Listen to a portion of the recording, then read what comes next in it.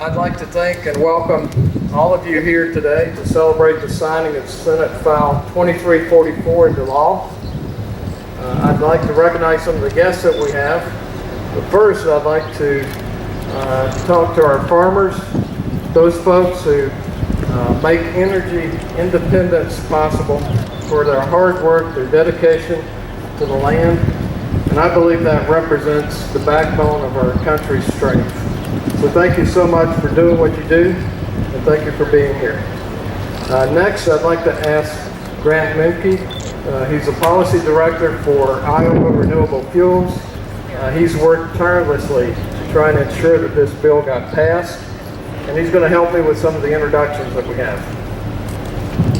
Well, thank you very much, Bill, and good afternoon, everyone. I'm very proud to say that this bill represents a true team effort where we had 17 companies and organizations that came together in support of this bill, and ultimately with the governor and lieutenant governor carrying us over the finish line, this was a truly cooperative team effort, and I'm very proud of that. And I'd just like to introduce a few of the folks today who were instrumental in making this bill happen. First of all, we've got Senator Bill Anderson,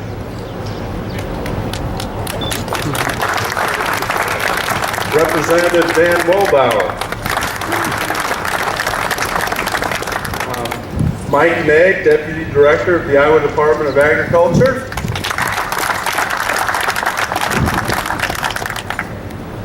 Monty Shaw, Executive Director of the Iowa Renewable Fuels Association, and incidentally a candidate for the 3rd District in the congressional primary. Grant Kimberly, Executive Director of Iowa Biodiesel Board and the Director of Marketing for the Iowa Soybean Association.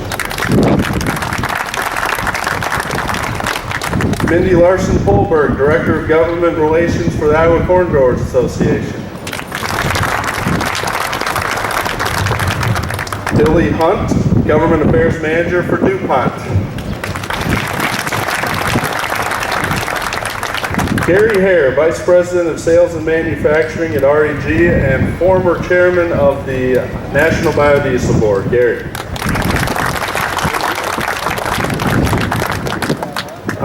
Jeff Stroberg, CEO of West Central Co-op and Chairman of the Board for Renewable Energy Group.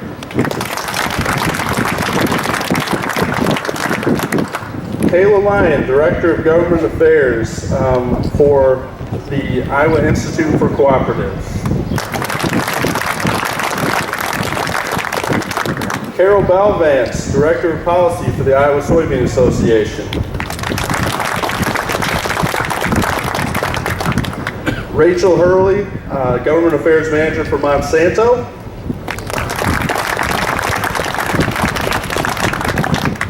And Denny Mauser, Board Member at Western Iowa Energy. Denny.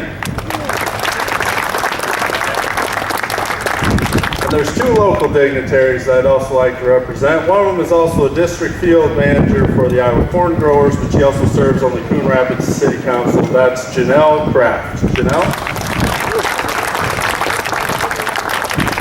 And finally, a member of the Coon Rapids City Council and local farmer Roger Clayberg. And last but certainly not least, from AGP, Matt Caswell. Thank you all once again for being here.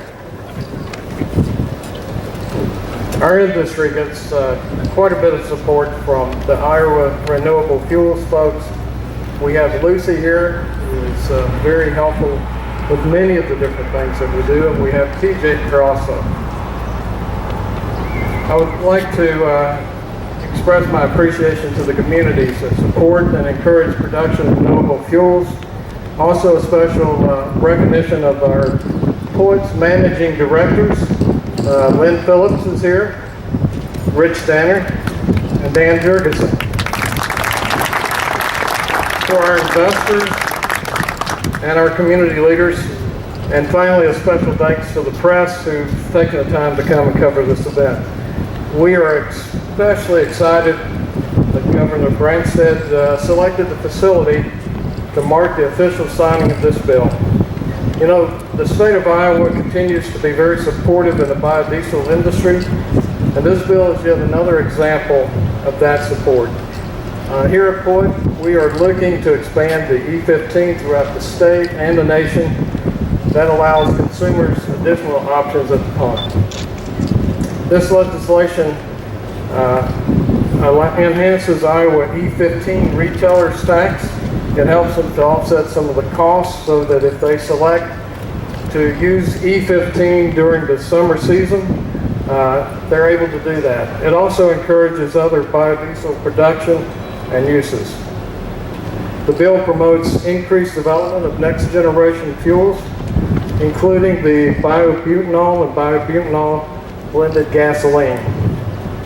It extends the provision for biodiesel production refund for 3 additional years. That also helps protect our Iowa biodiesel jobs, and it promotes the increased production of biodiesel. This is a year when we need certain certainty because of the uncertainty that we're getting from the federal policy, and Iowa has surely taken the first steps to do that. This was a bipartisan legislation. It passed both chambers. As you were told, it was supported by 17 companies and organizations throughout Iowa. But ultimately, it takes the governor and the lieutenant governor and their staff to make sure this bill gets to the finish line. I can tell you I've had the opportunity to work in 7 different states throughout this nation. And with the governor's offices in California and Louisiana, and I can say without a doubt, Iowa has the most passionate, dedicated governor, lieutenant governor, and staff that I've ever worked with.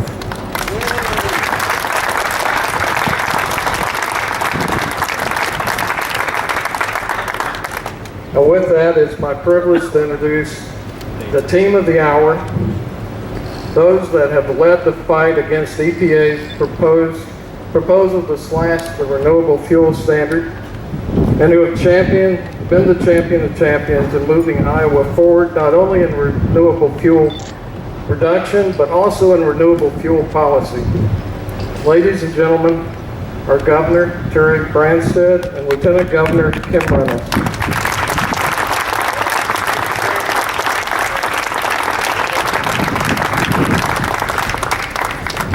Wow, thank you for that very nice introduction.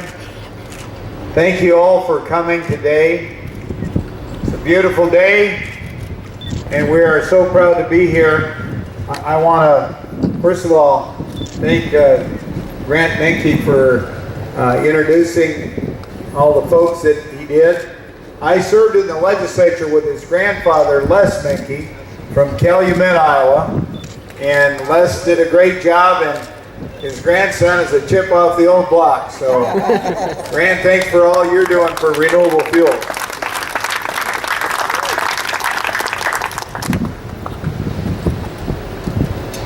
We were just in Glidden with John J. Schumacher, who is a World War II veteran and very involved with the REC, and they just dedicated a new substation to him. And he also, I understand, was one of the people instrumental in getting this POET ethanol plant built here as well in Coon Rapids. So I want to acknowledge his leadership and all the other farmers and people that have invested and made this possible. We also have some real special guests here from South Korea. We've got a company from South Korea that's looking at importing biodiesel and ethanol from the state of Iowa. So thank you and welcome. We're proud to have you here. South Korea is one of our great allies. We worked really hard to get the free trade agreement with South Korea approved last year, and we already have PMX in Cedar Rapids. When I was governor before, that was the biggest South Korean investment made in the United States. And recently, CJ just finished a $327 million investment in with co-locating with Cargill up in Fort Dodge. So we're delighted that we have you here today, and thank you very much for your interest in ethanol and biodiesel, and we want to be a reliable supplier for renewable fuels in South Korea in the future. So thank you very much.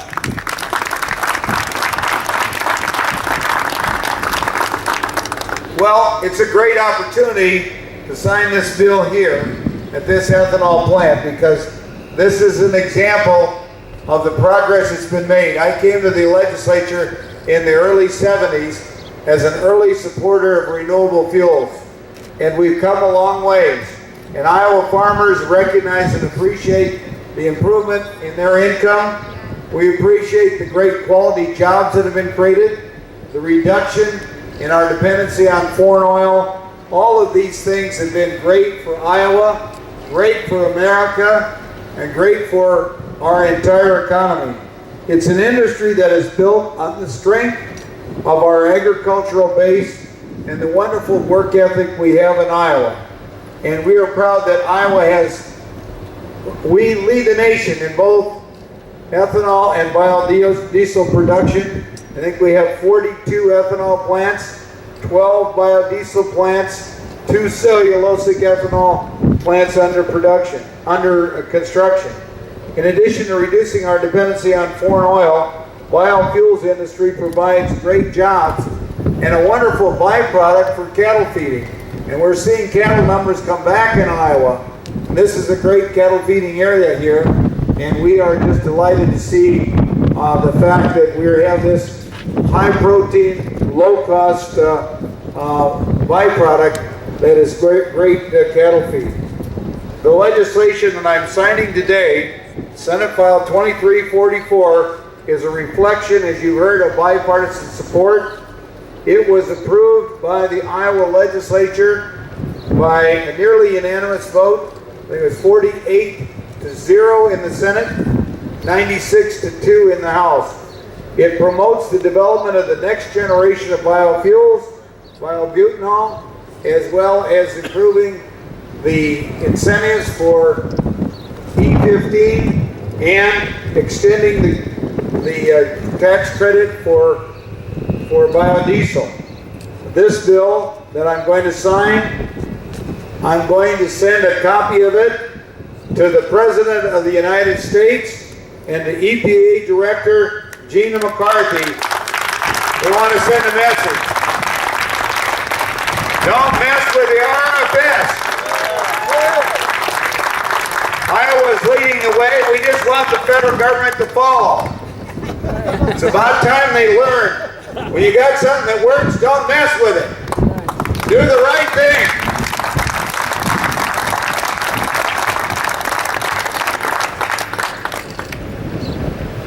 Frankly, if you look around today, of course, a lot of farmers are in the field planting. I think most of the corn is in, planting soybeans, but we're proud to have this kind of weather. So I know there's a lot of farmers that would love to have been here, but both the Lieutenant Governor and I grew up on farms, and we know top priority's got to be when the sun shines and you can be in the field, you got to be there. So we totally understand. But we are excited to be part of this. I do want to thank Senator Anderson and Representative Muehlbauer for joining us. Also, Mr. Bossman from Senator Grassley's office is here as well. Thank you for joining us.